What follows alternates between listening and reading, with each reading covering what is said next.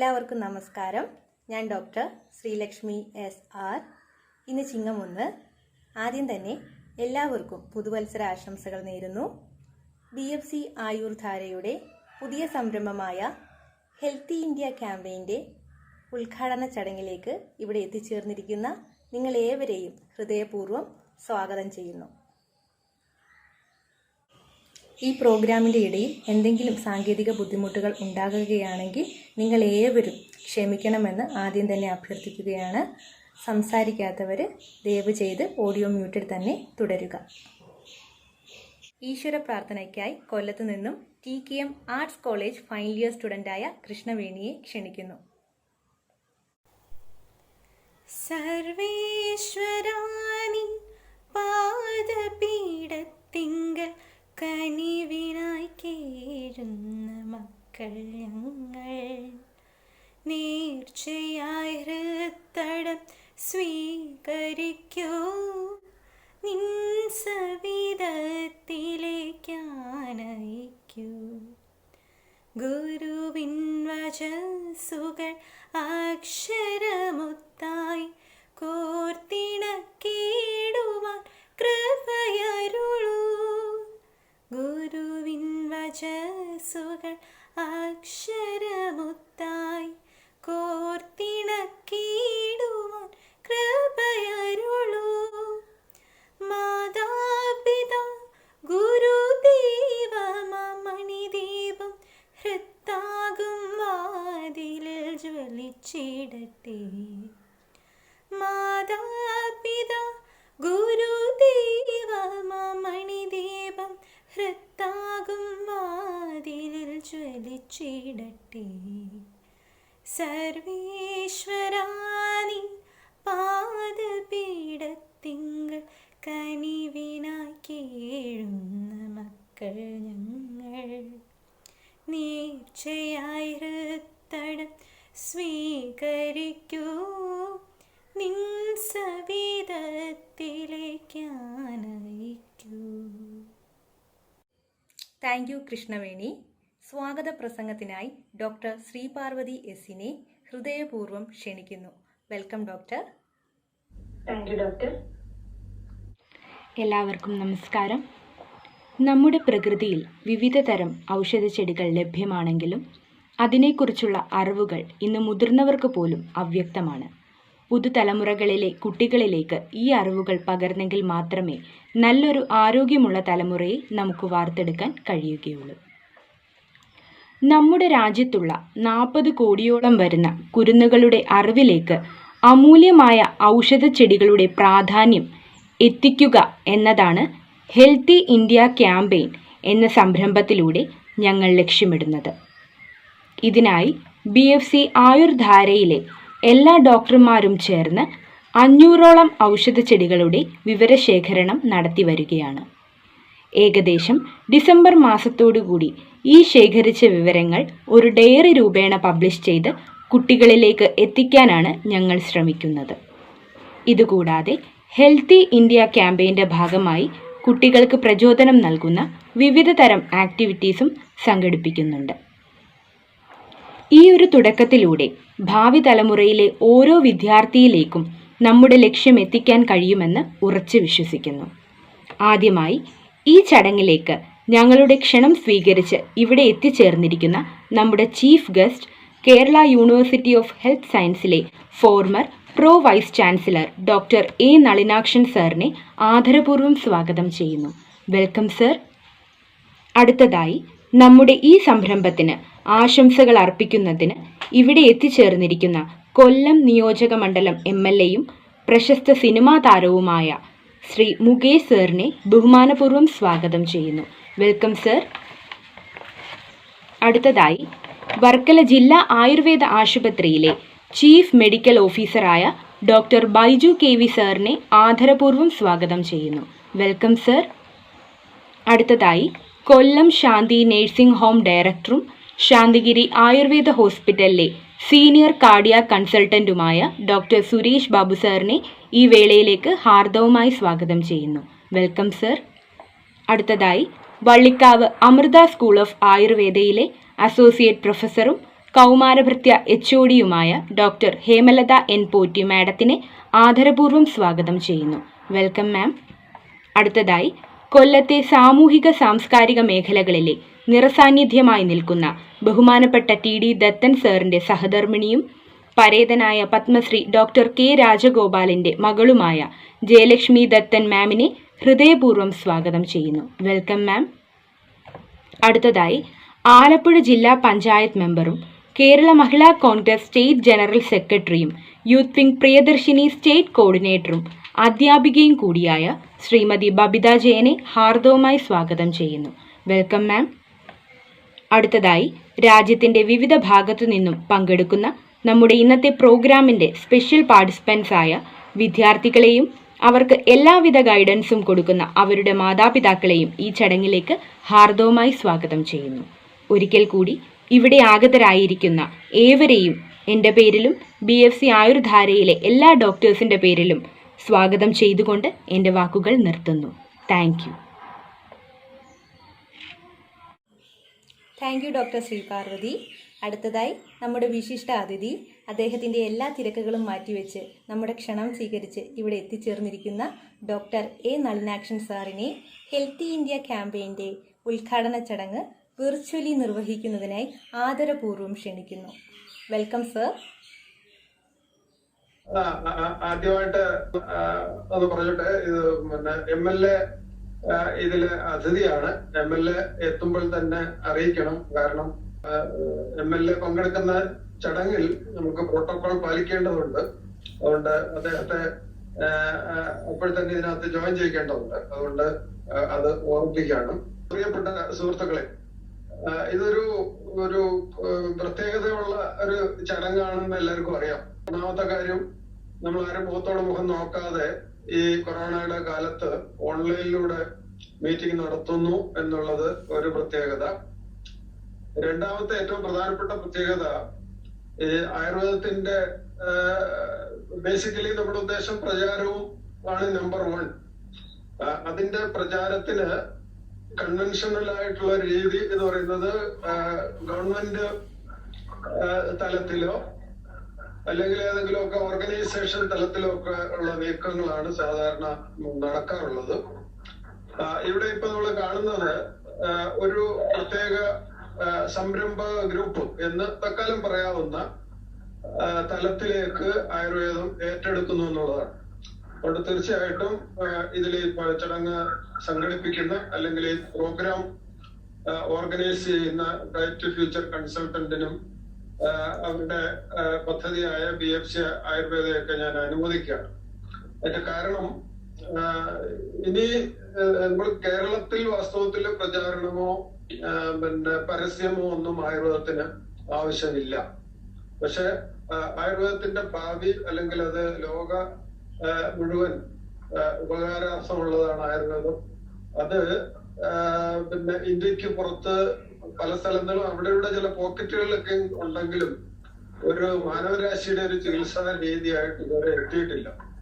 അപ്പൊ ഈ സംരംഭം സ്റ്റാർട്ടപ്പ് എന്നോ സംരംഭമെന്നോ എന്ത് ആണ് അതിന്റെ രൂപമെന്ന് ഡോക്ടർ മഞ്ജു പറഞ്ഞുള്ള അറിവ് മാത്രമാണ് ഉള്ളത്. എന്തായാലും മനസ്സിലാക്കിയിടത്തോളം ഒരു പുതിയ രീതിയിൽ ആയുർവേദത്തിന്റെ പ്രചാരം അല്ലെങ്കിൽ ആയുർവേദം എല്ലായിടത്തും എത്തിക്കുക, അതുവഴി അതിന്റെ ലാസ്റ്റ് എഫക്റ്റ് ആയിട്ട് മാത്രമേ അതിന്റെ മോണിറ്ററി എന്തെങ്കിലും സൈഡ് ഉണ്ടാവുള്ളൂ. അപ്പൊ അങ്ങനെ ഒരു പ്രതീക്ഷ അർപ്പിച്ച് ഇതിലേക്ക് പുറപ്പെടുന്ന ആ സ്റ്റാർട്ടപ്പ് ചെയ്യുന്ന പ്രത്യേകമായിട്ട് അഭിനന്ദിക്കണം. അതാണ് ഇതൊരു പ്രത്യേകതയുള്ള ചടങ്ങ് എന്ന് പറഞ്ഞ അതുകൊണ്ടാണ്. എനിക്ക് ഇതിനെ അഭിനന്ദിക്കുന്നതോടൊപ്പം പറയാനുള്ളത്, ഞാൻ നേരത്തെ പറഞ്ഞതുപോലെ ആയുർവേദം എന്താണെന്ന് പഠിപ്പിക്കലാണ് ആദ്യം ചെയ്യേണ്ടത് എന്നെനിക്ക് അഭിപ്രായമുണ്ട്. തുടക്കത്തിലേ നമ്മളിപ്പോ കേരളത്തിലെ ഒരു സ്ഥിതി എടുത്താൽ ഗവൺമെന്റ് തലത്തിൽ നൂറ്റാണ്ടുകളായിട്ട് ഇന്ത്യയിൽ നമുക്ക് എല്ലാവർക്കും അറിയാം, ആയുർവേദം എന്ന് പറയുന്നത് ഇന്ത്യയുടെ വൈദ്യശാസ്ത്രമാണ്. അത് ഇന്ത്യയിൽ തന്നെ ശരിയായ അർത്ഥത്തിൽ ആയുർവേദം നിലനിൽക്കുന്ന ഒരേ ഒരു സംസ്ഥാനം കേരളമാണെന്ന് പറഞ്ഞാൽ അതില് തെറ്റില്ല. ഉത്തരേന്ത്യയിലെ പലർക്കും ജാംനഗറോ ജയ്പൂരും ഒക്കെയുള്ള ചില പോക്കറ്റുകൾ കഴിഞ്ഞാൽ ബാക്കി എല്ലാ സ്ഥലത്തുമുള്ള ആയുർവേദം എന്ന് പറയുന്നത് അലോപ്പതിയോട് ചേർത്ത് വെച്ചുകൊണ്ട് അലോപ്പതിയും കൂടെ സപ്പോർട്ടോടുകൂടി, അല്ലെങ്കിൽ ചില സ്ഥലങ്ങൾ ഫുള്ളി ഏതാണ്ട് അലോപ്പതി പോലെ ആയി ആയുർവേദം അല്ലാത്ത രീതിയിലേക്കാണ് ആയുർവേദക്കാര് ഇന്ത്യയിലെ മറ്റ് സ്ഥലങ്ങളിൽ ആയുർവേദത്തെ കൊണ്ടുപോയിക്കൊണ്ടിരിക്കുന്നത്. അങ്ങനെയുള്ള സിറ്റുവേഷനാണ് ഇന്ത്യയിൽ ഉള്ളത്. കേരളത്തിൽ നമ്മുടെ പാരമ്പര്യം കൊണ്ട് യാതൊരു സപ്പോർട്ടും ഇല്ലാതെ ആയുർവേദം തഴച്ച് വളരുകയാണ്. ഈ സാഹചര്യം ലോകമെമ്പാട് എത്തിക്കലാണ് നമുക്ക് ആവശ്യം.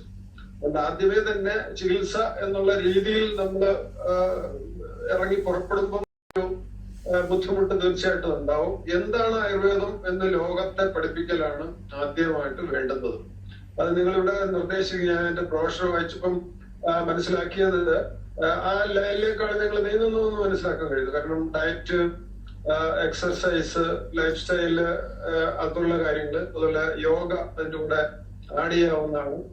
അത്തരം കാര്യങ്ങളെ കുറിച്ച് ഒക്കെ ഉള്ള, അല്ലെങ്കിൽ എന്താണ് ആയുർവേദം? ഇപ്പൊ നമുക്ക് ആയുഷോ വേദം, ആയുർവേദം, ആയുഷിനെ കുറിച്ചുള്ള ഒരു ചികിത്സാശാസ്ത്രം എന്നതിലുപരി ആയുർവേദം അറിയപ്പെടുന്നത്, അതിന്റെ ഡെഫിനേഷൻ തന്നെ എല്ലാവർക്കും അറിയാം, ആയുസിന്റെ വേദം, ആയുസിനെ കുറിച്ചുള്ള അറിവ് ആണ്. അപ്പൊ അത് ആദ്യം ഹൈലൈറ്റ് ചെയ്ത് നമ്മുടെ പ്രകൃതിയുടെ, നമ്മുടെ ജീവിതത്തിന്റെ, നമ്മുടെ നിലനിൽപ്പിന്റെ ഭാഗമാണ് ആയുർവേദം എന്നുള്ള നിലയിലുള്ള പ്രചാരണത്തിനായിരിക്കണം ആദ്യമായിട്ട് നമ്മുടെ മുൻഗണന കൊടുക്കേണ്ടത്. എല്ലാ കുട്ടികളോടും ഇപ്പൊ രാവിലെ എത്ര മണിക്ക് എഴുന്നേൽക്കണം, രാവിലെ എഴുന്നേറ്റാൽ വിളിക്കണം, പല്ല് തേക്കണം, എങ്ങനെ വിളിക്കണം, എങ്ങനെ പല്ല് തേക്കണം, എങ്ങനെ വ്യായാമം ചെയ്യണം മുതലായി സർവ്വ കാര്യങ്ങളും ഏറ്റവും അധികം ആയുർവേദം ഊന്നൽ കൊടുക്കുന്ന ഒരു മേഖല ഇപ്പോഴും നമ്മുടെ ശ്രദ്ധയിൽപ്പെടാതെ പോയിട്ടുണ്ട്. നമ്മുടെ രോഗങ്ങളെല്ലാം, നമ്മൾക്ക് ശരീരവും മനസ്സും ആണ് നമ്മൾ എന്ന് പറയുന്നതും, അതിലെ ശരീരത്തിന്റെ രോഗങ്ങളെ കുറിച്ചാണ് വിപുലമായ പ്രസ്താവനകൾ ആയുർവേദത്തിലുള്ളത്. മനസ്സിന്റെ രോഗങ്ങളും ശരീരത്തിന്റെ രോഗങ്ങളും 50-50 ആണ്, എല്ലാവർക്കും അറിയാം. പക്ഷെ മനസ്സിന്റെ ആ 50യെ അത്ര പ്രാധാന്യം കൊടുത്ത് അലോപ്പതി ശാസ്ത്രത്തിൽ ഒട്ടുമേ തന്നെ ഇല്ല എന്ന് പറയാം. സകല ശരീരത്തിന്റെ രോഗങ്ങളുടെ സ്പെഷ്യാലിറ്റികൾ കൊണ്ട് അലോപ്പതി ശാസ്ത്രം മൈന്യൂട്ട് കേന്ദ്രങ്ങളിലേക്ക് പോയിട്ടുണ്ട്. അതേസമയം 50% പ്രാധാന്യം കൊടുക്കേണ്ട മനസ്സിനെ കുറിച്ചുള്ള അത്ര ആഴത്തിലുള്ള പഠനമോ ആഴത്തിലുള്ള സ്പെഷ്യലൈസേഷനോ ഇല്ല എന്നാണ് മനസ്സിലാക്കാൻ കഴിയുന്നത്. വാസ്തവത്തിൽ ഈ രണ്ടും കൂടെ ചേരുമ്പോഴേ ശരീരവും മനസ്സും ഒരേപോലെ പരിഗണിച്ച് മുമ്പോട്ട് പോകുമ്പോൾ മാത്രമേ ഒരു ചികിത്സാശാസ്ത്രം വിജയിക്കുകയുള്ളൂ. അതിന്റെ ഒരു പറയത്ത് നമ്മുടെ കേരളത്തിലെ സാഹചര്യം തന്നെ എടുത്താൽ, നമ്മുടെ കേരളം ആരോഗ്യ രംഗത്ത് വളരെ വളരെ മുന്നിലാണ്, ലോക നിലവാരത്തിൽ എത്തിയിട്ടുണ്ടെന്ന് പറയുമ്പോഴും ഈ മനസ്സിന്റെ ആ മേഖലയിലേക്ക് അധികം ചെല്ലാതിരിക്കുന്നതിന്റെ പേരിൽ ഇന്ന് കേരളത്തിന്റെ പിക്ചർ എല്ലാവർക്കും അറിയാം. നമ്മുടെ വിവാഹമോചനങ്ങളുടേത്, അക്രമങ്ങളുടേത്, മദ്യപാനത്തിന്റെ ഒക്കെ പല മേഖലകളിലും നമ്മള് വളരെ പുറയിലാണ്, അല്ലെങ്കിൽ അത് കൂടി വരികയാണ്. മനസ്സിനെ ആദ്യം ശ്രദ്ധിക്കാത്തതിന്റെ ഒരു വിഷയം ഇവിടെയുണ്ട്. അപ്പൊ ആയുർവേദം അതുൾപ്പെടെ സദ്വൃത്തങ്ങള്, സദാചാരങ്ങള് ഒക്കെ കാര്യങ്ങൾ വിശദമായിട്ട് പ്രതിപാദിക്കുന്നതാണ് ആയുർവേദം. അപ്പൊ നമ്മുടെ ക്ലാസിക്കൽ ബുക്കുകളില് പറയുന്ന ഈ സ്വസ്ഥവൃത്തം, അല്ലെങ്കിൽ രോഗപ്രതിരോധം, അല്ലെങ്കിൽ മാനസിക ആരോഗ്യ സംരക്ഷണം ഉൾപ്പെടെയുള്ള ജീവിത രീതിയെ കുറിച്ച് നമ്മുടെ എല്ലാവരും കേട്ടോണ്ടിരിക്കുന്ന മുഴുവൻ പേരും മിക്കവാറും ആയുർവേദ ബിരുദധാരികളായിരിക്കും. നമ്മളുടെ പുസ്തകങ്ങളിൽ പറഞ്ഞിട്ടുള്ള ആ ദിനചര്യ, ഋതുചര്യ, അനുപാലി എന്നൊക്കെ പറയുന്ന അധ്യായങ്ങളിൽ ആയുർവേദത്തിന്റെ ഭാഗങ്ങളിൽ പറയുന്ന ആ കാര്യം, ആ ഒരു അവയർനെസ് പബ്ലിക്കിന് കൊടുക്കണം. നമ്മൾ ആയുർവേദം പുസ്തകങ്ങളുടെ എല്ലാം തുടങ്ങുന്നത് രോഗപ്രതിരോധം അതില് ഊന്നിയുള്ള ശാസ്ത്രമാണ്. അപ്പൊ അതിന് പ്രാധാന്യം കൊടുത്തുകൊണ്ടുള്ള ഒരു ക്ലാസ്സുകൾക്കായിരിക്കണം മുൻകൈ കൊടുക്കേണ്ടത്. അതിലും നിങ്ങൾ ആ ഭാഗത്തേക്ക് ശ്രദ്ധിച്ചിട്ടുണ്ടെന്ന് തോന്നുന്നു. കാരണം കുട്ടികളെ അവബോധം ഉണ്ടാക്കുന്ന തരത്തിലേക്കാണെന്ന് പറയുന്നു. അതുകൊണ്ട് തുടക്കത്തിലെ അതിപ്പം ഒരു സ്റ്റാർട്ടപ്പ് സംരംഭം ആയതുകൊണ്ട് പറയാണ്, ഫൈനലി നമുക്കിതൊരു ബിസിനസ് അല്ലെങ്കിൽ മണി മോട്ടീവ് തീർച്ചയായിട്ടും ഉണ്ടായിരിക്കണം, അല്ലെങ്കിൽ അത് നിലനിൽക്കുകയല്ല. പണം മുടക്കി പിന്നീട് എപ്പോഴെങ്കിലും അതിന്റെ ഒരു ഔട്ട്കം ഉണ്ടാവേണ്ടത് തീർച്ചയായിട്ടും അത്യാവശ്യമാണ്. അങ്ങനെ ഇല്ലെങ്കിൽ ഒരു സംരംഭം നിൽക്കുകയില്ല. അതുകൊണ്ട് നിങ്ങൾ വിഭാവനം ചെയ്തിരിക്കുന്ന ഈ ആയുർവേദ ഡയറ്റിനെ കുറിച്ച് പഠിപ്പിക്കുക, ആയുർവേദത്തിൽ പറയുന്ന എക്സർസൈസുകളെ കുറിച്ച് പഠിപ്പിക്കുക. ഏറ്റവും പ്രധാനമായിട്ട് ഇന്ന് നമുക്ക് ഏറ്റവും ഭീതിതമായ രീതിയിൽ അത് കേരളത്തിൽ ഏറ്റവും കൂടുതലാണ് ലൈഫ് സ്റ്റൈൽ ഡിസീസ് എന്ന് നമ്മൾ പറയാറുള്ള. തീർച്ചയായിട്ടും നമ്മുടെ പുസ്തകങ്ങളിലൊക്കെ പറയുന്ന ജീവിത രീതികളിൽ നിന്ന് അകന്നു പോകുന്നതിന്റെ ഒരു ദുരന്ത ഫലമെന്ന് വേണമെങ്കിലും പറയാം ഈ ലൈഫ് സ്റ്റൈൽ ഡിസീസിന്റെ അതിപ്രസരം. അപ്പൊ അതുൾപ്പെടെയുള്ള കാര്യങ്ങൾ, പിന്നെ യോഗ, പിന്നെ ഇന്റർനാഷണലി ഏതാണ്ട് ആയുർവേദത്തിൽ നിന്ന് വേറിട്ട് അക്സെപ്റ്റ് ചെയ്തങ്ങ് മുന്നേറി കഴിഞ്ഞു. ഇപ്പൊ യോഗയുടെ പുറയിൽ ആയുർവേദം പോകേണ്ട ഒരു സ്ഥിതിയിലേക്ക് എത്തിയിരിക്കുന്നു. തീർച്ചയായിട്ടും അതൊരു നല്ല കാര്യമാണ്. ആ വിഷയത്തിൽ നമ്മുടെ രാജ്യത്തിന്, ഇന്ത്യക്ക് അതിൽ സംഭാവന നൽകാൻ കഴിഞ്ഞു. അതിന്റെ പുറയിൽ ആയാലും തിരക്കേടില്ല. ഇന്ന് ലോകത്തിന്റെ മറ്റ് സ്ഥലങ്ങളിൽ കേരളത്തിന്റെ അതിർത്തി വിട്ട് ആയുർവേദം പോയാൽ മാത്രമേ ആയുർവേദത്തിന് ശരിക്കും അത് ഉദ്ദേശിക്കുന്ന ഫലം കിട്ടുകയുള്ളൂ. കാരണം നമ്മൾക്ക് ഒരു വിദ്യാഭ്യാസം കൂടിയ ഒരു സംസ്ഥാനമാണ്. ഏറെക്കുറെ ആളുകൾക്ക് ഒക്കെ തിരിച്ചറിവ് ഉണ്ടായിട്ടുണ്ട്. പിന്നെ കേരളത്തിൽ വിവിധ സംഘടനകള് ഗവൺമെന്റിന്റെ ഒക്കെ പ്രയത്നം കൊണ്ട് നല്ല രീതിയിൽ ആയുർവേദം മുന്നോട്ട് പോവുകയാണ്. ഞാൻ നേരത്തെ പറഞ്ഞ പോലെ മറ്റു സ്ഥലങ്ങളിലേക്ക്, പിന്നെ ഏറ്റവും കൂടുതൽ നമ്മളുടെ സംസ്ഥാനത്തെ പ്രത്യേകത എന്ന് പറഞ്ഞാൽ ഇപ്പം ആയുർവേദത്തിലെ മറ്റ് മേഖലകളിലൊക്കെ ഉള്ളതുപോലെ സ്വാശ്രയ വിദ്യാഭ്യാസം കൂടുതൽ വ്യാപിച്ചതിനെ തുടർന്ന് കൂടുതൽ തൊഴിൽ രഹിതര് നമ്മളുടെ രംഗത്ത് ഉണ്ടായിട്ടുണ്ട്. അപ്പൊ അതുകൊണ്ട് അവർക്കുള്ള ഒരു അവസരവും വാസ്തവത്തിൽ ഇനി ഉണ്ടാക്കേണ്ടതുണ്ട്. അതുകൊണ്ട് ഈ പുതിയ സ്റ്റാർട്ടപ്പ് സംരംഭങ്ങൾ ഇതിന്റെ ഓർഗനൈസിങ് അബുദാബിയിലോ മറ്റോ ഉള്ള സംരംഭകരാണ് തുടങ്ങിയിരിക്കുന്നതെന്ന് പറയുന്നു. പിന്നെ കേരളത്തിൽ ഏറ്റവും കൂടുതൽ വിദഗ്ധരായ ആയുർവേദക്കാരുണ്ടാവും എന്നുള്ളതുകൊണ്ട് കേരള ബേസ്ഡ് ആയിട്ട് മുന്നോട്ട് പോകുന്നതെന്നാണ് ഞാൻ മനസ്സിലാക്കുന്നത്. BFC ആയുർധാരയുടെ കെയർ ഓഫിൽ മെഡിക്കൽ ക്യാമ്പുകളും മറ്റും തുടങ്ങുന്നതായിട്ടും, പിന്നെ ബേസിക്കലി നമ്മുടെ സസ്യ വൃക്ഷ ലതാദികള് നമ്മുടെ പ്രകൃതിയിലുള്ളതാണ് നമ്മുടെ അടിസ്ഥാനം, ആധാരം. അപ്പൊ അതിനെ പരിചയപ്പെടുത്താൻ വേണ്ടി ഔഷധ സസ്യങ്ങളുടെ ബുക്ക് പ്രസിദ്ധീകരിക്കുന്നു. അത് പുതിയ തലമുറ, സ്കൂളിൽ നിന്ന് വരുന്ന പുതിയ തലമുറയിലേക്ക് അത് എത്തിക്കുന്നു എന്ന് പറയുന്നതും വളരെ വളരെ ശ്ലാഘനീയമായ കാര്യമാണ്. നമുക്ക് വേണ്ടുന്നത്, എനിക്ക് തോന്നുന്നത് ഇതൊക്കെ നമ്മൾ സംരംഭകർ ചെയ്യുന്നെങ്കിലും ഇത് ഗവൺമെന്റിന്റെ ശ്രദ്ധയിൽപ്പെടുത്തുകയും ഗവൺമെന്റ് വഴി മാത്രം ഒരു പരിധിക്കപ്പുറം ഇട്ടുകൊണ്ട് ഇന്ത്യയുടെ അതിർത്തിക്ക് പുറത്തേക്ക് നമുക്കത് കൊണ്ടുപോകാൻ കഴിയില്ല. അപ്പോൾ ഇന്ത്യ ഗവൺമെന്റിലും സംസ്ഥാന ഗവൺമെന്റിലും ഒക്കെ ഒരു സ്വാധീനം ചെലുത്തിക്കൊണ്ട് അതും കൂടെ ചേർന്ന്, അതൊരു കൺവെൻഷണൽ രീതിയോടും കൂടി ചേർന്ന്, കാരണം കൺവെൻഷണൽ രീതി എന്ന് ഞാൻ ആവർത്തിച്ച് പറയുന്നത് നമ്മുടെ ആയുർവേദ, കേരളത്തിൽ തന്നെ Ayurveda medical association of India, അതുപോലുള്ള മെഡിക്കൽ ഓഫീസർമാരുടെ ഒക്കെ സംഘടനകൾ, അധ്യാപകരുടെ ഒക്കെ സംഘടനകൾ അതിശക്തമാണ്. ഗവൺമെന്റുകളിലൊക്കെ സ്വാധീനം ചെലുത്താൻ വേണ്ടിയുള്ള പിന്നെ ശക്തി അവർക്കൊക്കെ ഉണ്ട്. അപ്പൊ അവരോടും കൂടെ ഒരു സമവായത്തിൽ അല്ലെങ്കിൽ ഒരു ചർച്ചകളില് തോളോട് നിന്നുകൊണ്ട് ഉള്ളൊരു നീക്കമാണ് നമ്മളിതിന് നടത്തേണ്ടത്. അപ്പൊ ഇത് ഇപ്പോൾ പിന്നെ ഒരു തുടക്കമാണെന്നും അതൊരു ചുവടുവെപ്പാണെന്നും ആണ് ഞാൻ മനസ്സിലാക്കുന്നത്. തീർച്ചയായിട്ടും ഈ സംരംഭം വിജയിക്കണം. വിജയിക്കുന്നതിന് കൂടുതൽ തലത്തിലേക്ക് ഇറങ്ങേണ്ടെന്ന് ഞാൻ നേരത്തെ പറഞ്ഞ പോലെ ഒരു തുടക്കത്തിൽ വേണ്ടുന്ന ഒരു സ്റ്റാർട്ടപ്പുകൾക്ക് വേണ്ടുന്ന മൂലധന നിക്ഷേപവും ഒക്കെ തീർച്ചയായിട്ടും കുറച്ച് ആവശ്യമുണ്ടാവും. കാരണം അല്ലാതെ നമ്മൾ ഡിഗ്രി എടുത്ത് പുറത്തു നിൽക്കുന്ന ചെറുപ്പക്കാരായ ആയുർവേദ ഗ്രാജുവേറ്റ്സിനെ പോലൊരു മുടക്ക് വരുന്ന പ്രയാസം ഉണ്ടായിരുന്നു. അപ്പൊ ഇതിന് എല്ലാ വിജയവും ഉണ്ടാകണം. അതിനുള്ള ഒരു നീക്കത്തിന്റെ ഭാഗമായിട്ടായിരിക്കും ഇന്ന് ഈ ഔദ്യോഗികമായ ഈ സംരംഭത്തിന്റെ ഉദ്ഘാടനം നിർവഹിക്കുന്നത് എന്ന് ഞാൻ മനസ്സിലാക്കുകയാണ്. അപ്പൊ ഇതിലൊക്കെ എന്തായാലും കൂടുതൽ പേര് സംസാരിക്കേണ്ടതുണ്ടോ എന്നുകൊണ്ട് അതിന്റെ സമയപരിമിതി ഉണ്ടാകും ഞാൻ മനസ്സിലാക്കുകയാണ്. തീർച്ചയായിട്ടും ഞാൻ കൂടുതൽ സമയം എടുക്കുന്നില്ല. അതിന്റെ എന്റെ വാക്കുകളുടെ ചുരുക്കം ഇതാണ്. നമ്മളുടെ കേരളത്തിന് പുറത്തേക്കും ഇത് എത്തിക്കാനുള്ള ഒരു ശ്രമം ഉണ്ടാകണം. അതിന് നേരത്തെ പറഞ്ഞ ആയുർവേദം എന്താണെന്നുള്ള ജീവിത രീതിയാണെന്നുള്ളതും കൂടുതലും മരുന്നുകൾ കൊണ്ടുള്ള ചികിത്സ അല്ലെന്നും ശരിയായ രീതിയിൽ ജീവിച്ചാൽ ആയുർവേദത്തിൽ അധികം ഇതിലേക്ക് പോകേണ്ടി വരില്ല എന്നും ഉള്ള ഒരു പാഠം കൊടുക്കലാണ്. ആ രീതിയിലുള്ളൊരു നീക്കം കൊടുക്കാൻ ഈ BFC ആയുർവേദാരയ്ക്ക് കഴിയട്ടെ എന്ന് ആശംസിക്കുകയാണ്. എന്നാൽ ഈ സംരംഭത്തിലേക്ക് ഇതിന്റെ ഉദ്ഘാടനം നിർവഹിക്കാൻ എന്നെ ക്ഷണിച്ചതിൽ ഞാൻ നന്ദി രേഖപ്പെടുത്തുകയാണ്.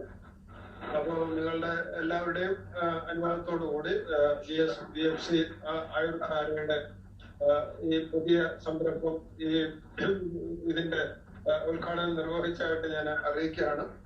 തുടർന്ന് ഉള്ള ഇന്ററാക്ഷൻ ഞാൻ കേൾക്കുന്നുണ്ട്. എന്തെങ്കിലും അവസരത്തിൽ അതിന് വേണ്ടുന്ന അവസരത്തിൽ ഞാൻ ഇടപെടാം. എല്ലാവർക്കും ഒരിക്കൽ കൂടി നന്ദി രേഖപ്പെടുത്തിക്കൊണ്ട് ഞാൻ തൽക്കാലം അവസാനിപ്പിക്കുകയാണ്. നന്ദി. Thank you sir. അടുത്തതായി ആശംസകൾ അർപ്പിക്കുന്നതിനായി എന്നും സമൂഹത്തിന്റെ ക്ഷേമത്തിനു വേണ്ടി പ്രവർത്തിക്കുന്ന കൊല്ലം നിയോജക മണ്ഡലം MLA-യും ചലച്ചിത്ര രംഗത്തെ പ്രശസ്ത അഭിനേതാവും നിർമ്മാതാവും നമുക്ക് ഏറെ പ്രിയങ്കരനുമായ നമ്മുടെ സ്വന്തം മുകേഷ് സാറിനെ സ്നേഹപൂർവ്വം ക്ഷണിക്കുന്നു. Welcome sir. അല്ല, ഇന്ന് ചിങ്ങം 1 അതുകൊണ്ട് അതിരാവിലെ തന്നെ പല പരിപാടികളും ആരംഭിച്ചു കഴിഞ്ഞ് ഞാനിപ്പോ കാറിലിരുന്നാണ് സംസാരിക്കുന്നത്. ആയുർവേദത്തിനെ കുറിച്ച് പറയുമ്പോൾ ലോകം ഒട്ടുക്ക് ലോകത്തുള്ള എല്ലാവരും തന്നെ ഉറ്റുനോക്കുന്ന അല്ലെങ്കിൽ വളരെ പ്രതീക്ഷയോടെ നോക്കുന്ന ഒരു ചികിത്സാ രീതിയാണ് ആയുർവേദം. ആയുർവേദത്തിന്റെ ഒരു ഖ്യാതി ലോകത്ത് ഇങ്ങനെ പടർന്നു തുടങ്ങിക്കഴിഞ്ഞു. അപ്പൊ അതിൻ്റെതായിട്ടുള്ള എല്ലാ ഗുണങ്ങളും ഇന്ത്യക്കും കേരളത്തിനും ഉണ്ടാകണം, ജനത്തിനുണ്ടാകണം. അതിന്റെ ഏറ്റവും വലിയ ഒരു ഉദാഹരണം എന്ന് പറയുന്നത് നമ്മൾ ലോകത്തെല്ലാം സഞ്ചരിക്കുമ്പോൾ പണ്ടെല്ലാം ആയുർവേദത്തിനെ കുറിച്ച് ഒരു 10-25 കൊല്ലം മുമ്പ് കേട്ടിട്ട് പോലും ഇല്ലായിരുന്ന സ്ഥലങ്ങളിൽ, വലിയ വലിയ അഡ്വാൻസ്ഡ് ആയിട്ടുള്ള സ്ഥലങ്ങളിൽ പോലും ഇന്ന് ആയുർവേദത്തിൻ്റെതായിട്ടുള്ള ഒരു സ്പേസ് നമ്മൾക്ക് കണ്ടെത്താൻ കഴിഞ്ഞു എന്നുള്ളതിന്റെ ഏറ്റവും വലിയ അർത്ഥം എന്ന് പറയുന്നത് അതിനകത്ത് ഒരു ഗുണഫലം ആർക്കെങ്കിലുമൊക്കെ അത് അനുഭവിച്ച് കാണണം. അങ്ങനെ ഒരു മൗത്ത് പബ്ലിസിറ്റി തന്നെയാണ് ഇതിനൊക്കെ വേണ്ടത്. അപ്പോൾ എനിക്ക് ഗുണമുണ്ടായി എന്നുള്ള വലിയ ഒരു മെസ്സേജാണ് ഇത്തരത്തിൽ സ്പ്രെഡ് ചെയ്യാൻ. ഏത് ആണെങ്കിലും, ഏത് ഉൽപ്പന്നമാണെങ്കിലും, ഏത് മേഖലയാണെങ്കിലും സത്യസന്ധമായ മൗത്ത് പബ്ലിസിറ്റി തന്നെ വേണം. അപ്പോൾ ഇങ്ങനെ ഒരു സാഹചര്യത്തിൽ കേരളത്തിലുള്ള ആയുർവേദ ഡോക്ടർമാർക്കും പ്രവർത്തകർക്കുമാണ് ഏറ്റവും കൂടുതൽ സംഭാവന. കേരളത്തിന് മാത്രമല്ല, ഇന്ത്യക്ക് മാത്രമല്ല, ലോകത്തിന് ചെയ്യാൻ കഴിയുന്നത്.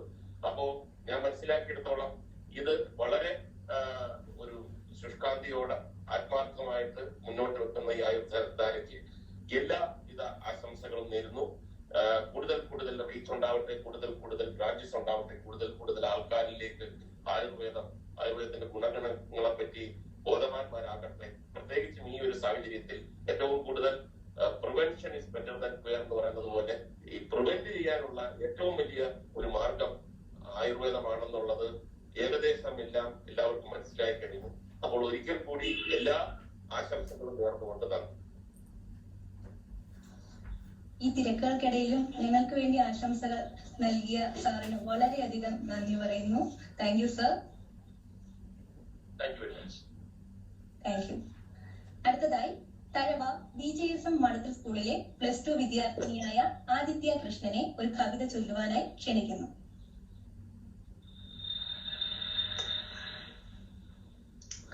നമസ്കാരം.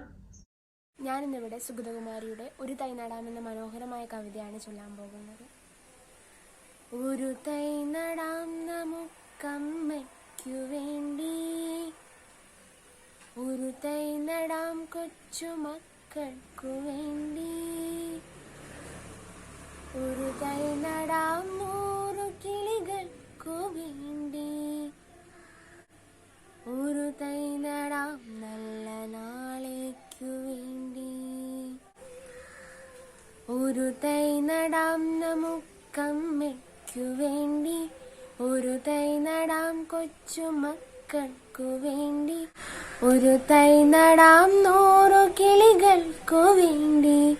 ഒരു തൈ നടാം നല്ല നാളേക്കു വേണ്ടി. ഒരു തൈ നടാം നല്ല നാളേക്കു വേണ്ടി. ഇത് പ്രാണവായുവിനായി നടുന്നു. ഇതു മഴയ്ക്കായി തൊഴുതു നടുന്നു. അഴകിനായി തണലിനായി തീപ്പഴങ്ങൾക്കായി ഒരു 100 തൈകൾ നിറഞ്ഞു നടുന്നു. അഴകിനായി തണലിനായി തീപ്പഴങ്ങൾക്കായി ഒരു 100 തൈകൾ നിറഞ്ഞു നടുന്നു. ഒരു തൈ നടാം നമുക്കമ്മയ്ക്കു വേണ്ടി. ഒരു തൈ നടാം കൊച്ചു മക്കൾക്കു വേണ്ടി. ഒരു തൈ നടാം 100 കിളികൾക്കു വേണ്ടി. ഒരു തൈ നടാം നല്ല നാളേക്കു വേണ്ടി. ഒരു തൈ നടാം നല്ല നാളേക്കു വേണ്ടി. Thank you. Thank U Aditya. അടുത്തതായി ആശംസകൾ അർപ്പിക്കുന്നതിനായി ഏതൊരു ഇവന്റിനും നമ്മുടെ ക്ഷണം നിരസിക്കാതെ അദ്ദേഹത്തിന്റെ തിരക്കുകൾക്കിടയിലും സമയം കണ്ടെത്തി സാന്നിധ്യം അറിയിക്കാറുള്ള വർക്കല ജില്ലാ Ayurveda hospital chief medical officer doctor Baiju KV സാറിനെ ആദരപൂർവ്വം ക്ഷണിക്കുന്നു. Welcome sir. എല്ലാവർക്കും നമസ്കാരം. ആദ്യമേ തന്നെ ഇതിന്റെ ഉദ്ഘാടകനായിരുന്ന എന്റെ അധ്യാപകനും അതുപോലെ ഹെൽത്ത് യൂണിവേഴ്സിറ്റിയുടെ മുൻ വൈസ് ചാൻസലറായി വിരമിച്ച അലേഷ് സാറിന്, അതുപോലെ ഇതിന്റെ ജീവനാടിയായ ഡോക്ടർ മഞ്ജു, അതുപോലെ കൊല്ലം MLA-യും നമ്മുടെ എല്ലാം ഇഷ്ടതാരവുമായ ശ്രീ സുരേഷ് ബാബു, ഡോക്ടർ ഹേമലത, അതുപോലെ വർക്കല ആശുപത്രിയിലെ സീനിയർ ഔഷധ ആയിരുന്ന ഏറ്റവും സമർത്ഥരായ 4 ഡോക്ടർമാര് ഇന്ന് BHCയുടെ പ്രമുഖരായ ഡോക്ടർമാരായിട്ട് പ്രവർത്തിക്കുന്ന വിവിധ ക്യാമ്പയിനുകളുടെ ഭാഗമായിട്ട് തന്നെ ഒരു സ്നേഹവായ്പാണ് ഇന്ന് ഈ വേദിയിലുള്ള എന്റെ സാന്നിധ്യം എന്ന് ഞാൻ പറയുകയാണ്. ഇതിന്റെ ലോഗോ പ്രകാശനം ചെയ്യുന്നതിനുള്ള ഒരു അവസരം എനിക്ക് ലഭിക്കുകയുണ്ടായി. അതിന് ഞാൻ ഈ സംരംഭകരോട് കടപ്പെട്ടിരിക്കുന്നു. അതുപോലെ തന്നെ വളരെ നല്ലൊരു ക്യാമ്പയിൻ, 30 കോടി വിദ്യാർത്ഥികൾ അഖിലേന്ത്യാ തലത്തിൽ ആരോഗ്യ ക്യാമ്പയിൻ. ഇതിന്റെ ആയുർവേദ സംബന്ധിയായിട്ടുള്ള ആരോഗ്യത്തിന്റെ നിർവചനം എന്താണ്, അതുപോലെ ആയുർവേദത്തിലൂടെ ഒരു ആരോഗ്യമുള്ള ഒരു ജീവിത ശൈലി എങ്ങനെ നമുക്ക് ഉണ്ടാക്കാൻ സാധിക്കും എന്നുള്ള തരത്തിൽ ഇക്കാര്യം നമ്മുടെ നേരത്തെ നമ്മുടെ ഉദ്ഘാടകനായിട്ടുള്ള നല്ലതാണ് സാർ സൂചിപ്പിച്ചതുപോലെ തന്നെ ഇതിനകം ഔദ്യോഗിക തലങ്ങളിലൊക്കെ ക്യാമ്പയിനിങ് ആരംഭിച്ചിട്ടുണ്ട്. പാഠപുസ്തകങ്ങളിലെ ആയുർവേദ സംബന്ധിയായ വാക്കുകൾ ഉൾപ്പെടുത്തുക, ചില ഔഷധികളെ പരിചയപ്പെടുത്തുക, അവരുടെ തുടക്കത്തിൽ തന്നെ ഉള്ള ഒരു ആഭിമുഖ്യം പുതിയ തലമുറയ്ക്ക് ഇതിനോട് ഉണ്ടാകുക എന്നുള്ളതാണ്. കാരണം ലക്ഷ്യം വളരെ വഹിക്കുന്നത് പുതിയ തലമുറയ്ക്ക് ഇതിനോട് താല്പര്യം ഉണ്ടായെങ്കിൽ മാത്രമേ ഭാവിയിൽ ആയുർവേദം നമ്മൾ വിചാരിക്കുന്ന തരത്തിലൊരു രീതിയിലേക്ക് ഉയർന്ന ഒരു തലത്തിൽ നിലനിൽക്കുക. പ്രവർത്തനങ്ങളെ ഞാൻ നിരീക്ഷിക്കുന്ന ഒരാളും കൂടിയാണ്. ദിവസത്തിൽ 2 വരെ എന്റെ ശ്രദ്ധപ്പെടുന്നുണ്ട്. വിവിധ രോഗങ്ങളെ കുറിച്ചും അതുപോലെ ഔഷധങ്ങളെ കുറിച്ചും അതുപോലെ ചികിത്സാ സംബന്ധിയായ വിവരങ്ങളെ കുറിച്ചൊക്കെ പേപ്പർ പ്രസന്റേഷൻ, അതുപോലെ മെഡിക്കൽ ക്യാമ്പുകൾ പ്രചരണത്തിന്റെ ഒരു മേഖല വ്യത്യസ്തമായ രീതിയിലാണ് BFC പ്രവർത്തിച്ചത്. ഈ ക്യാമ്പയിനും അവരുടെ ലക്ഷ്യം വളരെ വലുതാണെന്നുള്ളതാണ്. എങ്കിൽ മാത്രമേ നമുക്ക് അത്തരത്തിൽ മുന്നേറാൻ സാധിക്കൂ. ആശംസകൾ ഈ ഒരു വലിയൊരു സംരംഭത്തിൽ നേരുകയാണ്. പ്രവർത്തകരെ ഞാൻ അഭിനന്ദിച്ചുകൊണ്ട് അവർക്ക് ഒരിക്കൽ കൂടി ഈ സംരംഭത്തിന് ആശംസകൾ നേർന്നുകൊണ്ട് താങ്ക് യു സർ. അടുത്തതായി കൊല്ലത്ത് നിന്ന് infant Anglo Indian higher secondary സ്കൂളിലെ 7ാം ക്ലാസ് വിദ്യാർത്ഥിയായ ക്രിസ് ആൻഡ്രിയാന ചാൾസ് നമുക്കായി മറ്റൊരു ഗാനം ആലപിക്കുന്നതാണ്. Hi friends, I am Chris Adriana Charles, studying in Infant Jesus Anglo Indian Higher Secondary School, Standard 7th. यहाँ वहाँ सारा जहाँ देश के लिया है, अभी तेरे जैसा कोई नहीं है, हंसी मेरे 100 दिन दुनिया घुमा है, तेरे काहे तेरे जैसा कोई नहीं, मैं गया जहाँ भी बस तेरे याद थी, जो मैंने साथ दी मुझको तड़पाती रुलाती, सबसे प्यारे तेरे सूरत प्यार है, बस तेरा प्यार ही, माँ तुझे सलाम, माँ तुझे सलाम, माँ तुझे सलाम, वंदे मातरम, वंदे मातरम, वंदे मातरम, वंदे मातरम, वंदे मातरम, वंदे मातरम, वंदे मातरम, वंदे मातरम, वंदे मातरम, वंदे मातरम. तू ही जिंदगी है, तू ही मेरे मुहब्बत है, तू ही पैरों में जन्नत है, तू ही दिल तू जान, अम्मा अम्मा तुझे सलाम, माँ तुझे सलाम, अम्मा तुझे सलाम, वंदे मातरम, वंदे मातरम, वंदे मातरम, वंदे मातरम, वंदे मातरम, वंदे मातरम, वंदे मातरम, वंदे मातरम, वंदे मातरम, वंदे मातरम. Thank you. Thank you Chris. അടുത്തതായി BFC ആയുർധാരയുടെ തുടക്കം മുതൽ ഏതൊരു പ്രവർത്തനത്തിലും പങ്കുചേരുന്ന Shanti nursing home director doctor Suresh Babu സാറിനെ 2 വാക്ക് സംസാരിക്കുന്നതിനായി ആദരപൂർവ്വം ക്ഷണിക്കുന്നു. Welcome sir. ബഹുമാന്യ നാഗാർജുൻ സാറ്, നമ്മുടെ MLA മുകേഷ്, ഡോക്ടർ ബൈജു, മറ്റ്